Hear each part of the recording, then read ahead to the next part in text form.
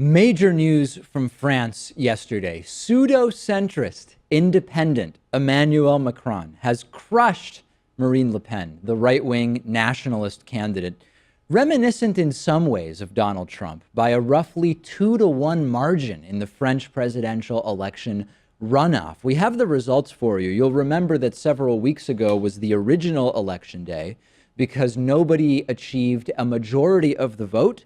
The top two candidates, Macron and Le Pen, had a runoff yesterday, and by a 65-35, roughly, margin, Emmanuel Macron will be the next president of France. There's pluses and minuses here. Obviously, the pluses are it's good to see that the French were not as easily bamboozled as were American Trumpists. But again, even 34.9% of the vote for a right-wing nationalist like Marine Le Pen is very, very disturbing. And it reminds me of my thoughts when I see a presidential approval poll and I say, hey, it's great that a majority of the people in the United States don't approve of the job that Donald Trump is doing because it's been a disaster.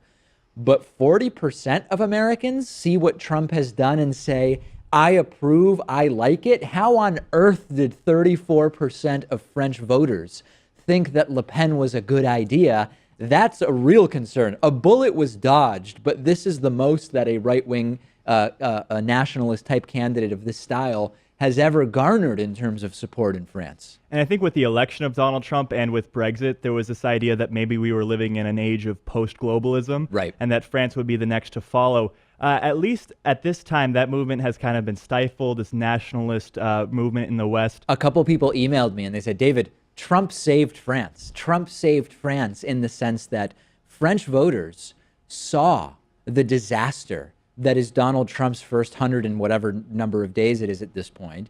And they were put off from voting for Marine Le Pen because of the disaster that Trump has been.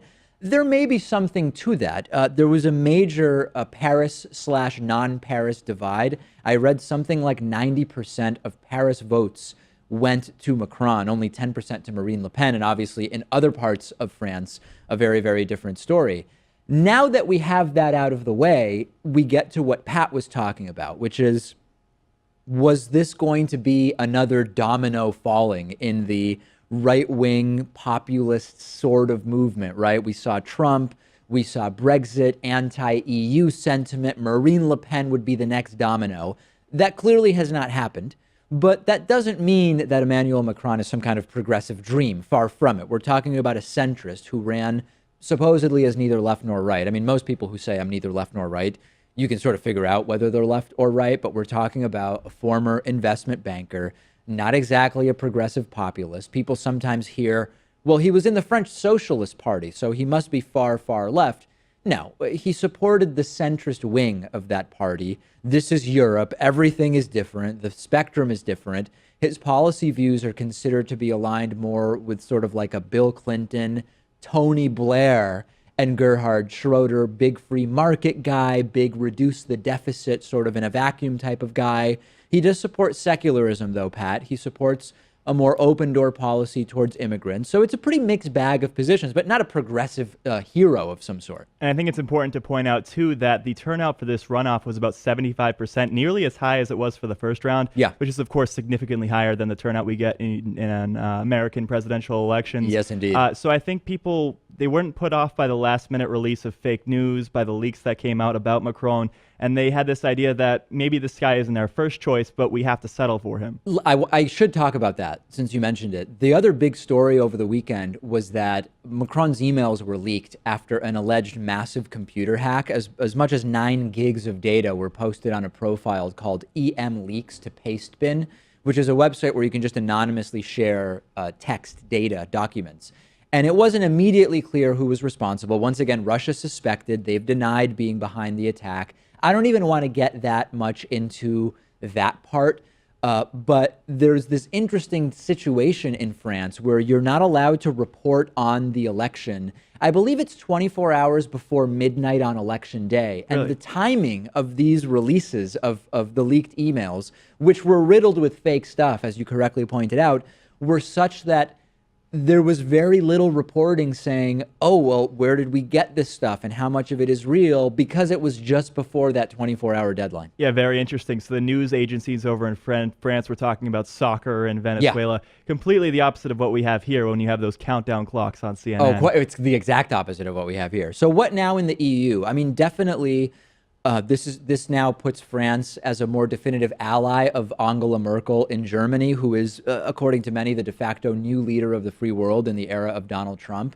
The timing with Brexit is interesting, not a decision that the French made in the direction of anti-EU sentiment by rejecting Marine Le Pen. But for me, the scariest part and the most relevant part of this seems to be, because again, Macron it's a centrist, right? A mixed bag of policy positions. Nearly 35% of the voting public of France voted for the far, far right, the sort of closest European equivalent to a Trump alt-right style perspective. And that's what I think we need to be thinking of here, Pat, which is, yes, Marine Le Pen was defeated, but 35% vote there, that is historic in France for this type of candidate. And it's especially important when you talk about the next parliamentary elections, because Macron's party En Marche is very new and doesn't have any seats, but 33% or so of the French population supports this right-wing movement known as the National Front. Yes, you dodged a bullet, but it may be a knife that you dodged the bullet with, which now is pointed at you. I don't know. That's not a great analogy. I like it. But Pat's allowing it, so I guess we'll end there.